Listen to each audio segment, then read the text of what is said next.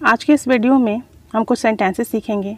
ये सेंटेंसेस हम अक्सर बोलते हैं और ये सेंटेंसेस हम उस वक्त यूज़ करते हैं जब हमें कोई कंप्लेन हो, हमें किसी से कोई शिकायत हो, तब हम ये कहते हैं। जैसे अगर मैं कहूँ मेरे लिए एक लफ्ज़ भी नहीं कहा गया, यानी सबकी तारीफ़ हुई, सबके बारे में बात की गई, सबको कुछ ना कुछ मिला, लेकिन मुझे तो एक लफ्ज़ भी तारीफ़ का नहीं कहा गया। अब ये मैं कंप्लेन कर रही हूँ। जब इस तरह के सेंटेंसेस हों तो हम उसको स्टार्ट करते हैं नॉट से, नो से, नथिंग से, ठीक है। उसके बाद जो भी बात है, अगर कहा जा रहा है कि मेरे लिए एक लफ्ज़ भी नहीं कहा गया, तो नॉट के बाद आ सिंगल वर्ड आ जाएगा, यानी कि नाउन आ जाएगा। उसके बाद आएगा वॉज, क्योंकि पास्ट की बात है, फिर वर्ब की थर्ड फॉर्म, और फिर फॉर मी या टू मी, क्योंकि अपने लिए बात कर रहे हैं ना, तो फॉर मी या टू मी आएगा। यानी आप नॉट, उसके बाद नाउन, उसके बाद वॉज, फिर वर्ब की थर्ड फॉर्म, और फिर फॉर मी या टू मी आएगा। जैसे मैं कहूँ मेरे लिए एक लफ्ज़ भी नहीं कहा गया, not a single word, not a single word was said for me, not a single word was said for me, मेरे लिए एक लफ्ज़ भी नहीं कहा गया। एक और सेंटेंस देखें, मेरे लिए कोई काम भी नहीं किया गया, यानी सबके लिए काम किए गए, सबकी मदद की गई, लेकिन मेरे लिए तो कोई एक काम भी नहीं किया गया। अब यहाँ पर नॉट नहीं आएगा, नो वर्क आ जाएगा। नो के बाद आ गया वर्क, काम की बात कर रहे हैं इसलिए नो वर्क। फिर वॉज आएगा, वर्क की थर्ड फॉर्म डन, डू की थर्ड फॉर्म डन, फिर for me, no work was done for me, मेरे लिए कोई काम नहीं किया गया, no work was done for me. Passive के सेंटेंसेस हैं ये, इसलिए वॉज के बाद वर्ब की थर्ड फॉर्म आ रही है।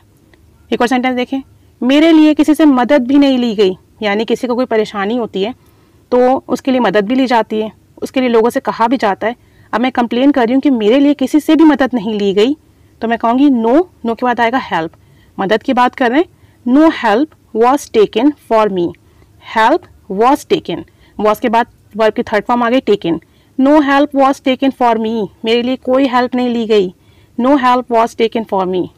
एक और सेंटेंस देखें, मेरे लिए कुछ नहीं सोचा गया, ठीक है, ये जो फैसला हुआ है सबके बारे में सोच के हुआ है, लेकिन मेरे लिए कुछ नहीं सोचा गया, मैं कंप्लेन कर रही हूँ, तो मैं कहूँगी nothing was thought for me, nothing was thought for me, कुछ नहीं सोचा गया मेरे लिए, nothing was thought for me.